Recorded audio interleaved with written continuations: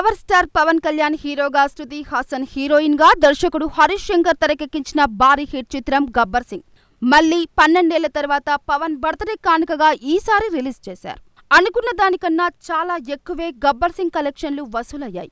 పవన్ కళ్యాణ్ పుట్టినరోజు సందర్భంగా ప్లాన్ చేసిన ఈ రీ-రిలీజ్ గతంలో 2-3 సార్లు జరిగినా పవన్ స్టార్ ఫ్యాన్స్ థియేటర్ల మీదకు సునామీలా విరుచుకుపడ్డారు.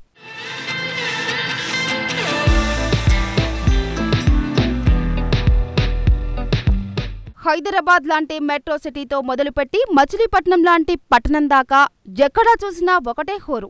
వరద ప్రభావిత ప్రాంతాల్లో సైతం వర్షాలను లెక్క చేయకుండా అభిమానులు గబ్బర్ సింగ్ ని సెలబ్రేట్ చేసుకోవడానికి పోటెత్తారు. ట్రేడ్ టాక్ ప్రకారం గబ్బర్ సింగ్ ముందు రోజు ప్రీమియర్లతో కలిపి ఒపీనియన్ డే సుమారు 6 కోట్లకు పైగానే గ్రాస్ వసూలు చేసింది.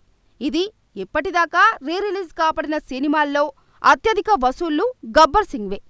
ఏపీ, తెలంగాణ కలిపి 1400 షోలకు పైగా ప్రదర్శిస్తే తెలుగు రాష్ట్రాల నుంచే 5 కోట్ల గ్రాస్ దాటేసింది.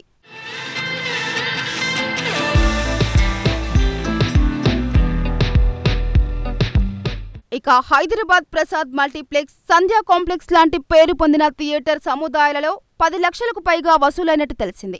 ఇండియా మొత్తం మీద 1800కు పైగా షోలు వేస్తే కర్ణాటకలో హౌస్ ఫుల్స్ నమోదు కాగా పరిమిత ఆటలతో తమిళనాడులోనూ దుమ్ము దులిపింది. మొత్తంగా చూస్తే ఇప్పట్లో గబ్బర్ సింగ్ ని టచ్ చేయడం అసాధ్యమని మరోసారి ప్రూవ్ చేసింది.